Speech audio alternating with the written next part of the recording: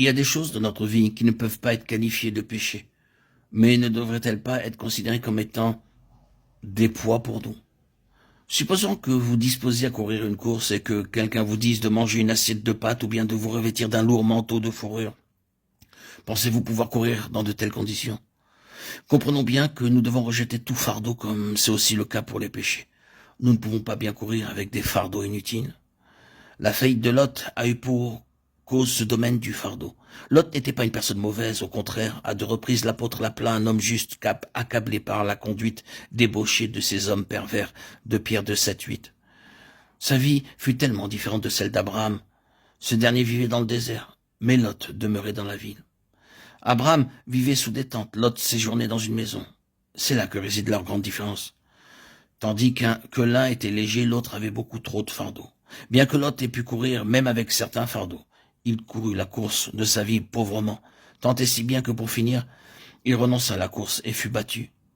Nous devons prendre garde aux paroles de Marc 4. Dans ce passage, le Seigneur ne dit pas qu'il n'y a pas de fruits dans cette vie à cause du péché, mais il dit à cause des fardeaux, car il dit que les soucis du siècle, la séduction des richesses et l'invasion des autres convoitises étouffent la parole et la rendent infructueuse.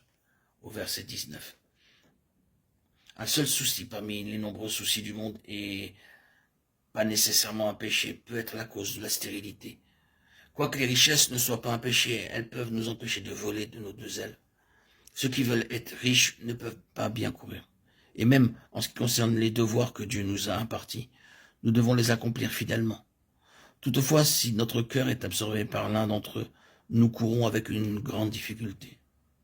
Laissez-moi vous dire que le fardeau n'est pas nécessairement le péché. Bien souvent, un fardeau peut être estimé comme presque légitime. Il est cependant un poids qui ralentit l'allure de notre marche.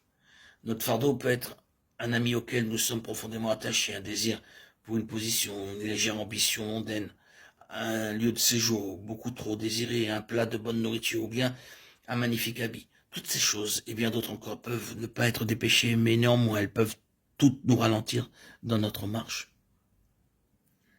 À cause de cela, nous devons nous poser la question pour savoir si un péché particulier nous empêche de courir ou s'il y a un quelconque poids qui freine nos pas.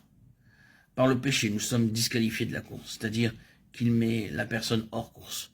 Le fardeau, par ailleurs, empêche la personne de bien courir et absorbe sa force inutilement. Laissez-moi vous poser cette question. Quel est le péché qui particulièrement vous assaille? Quel est votre fardeau particulier?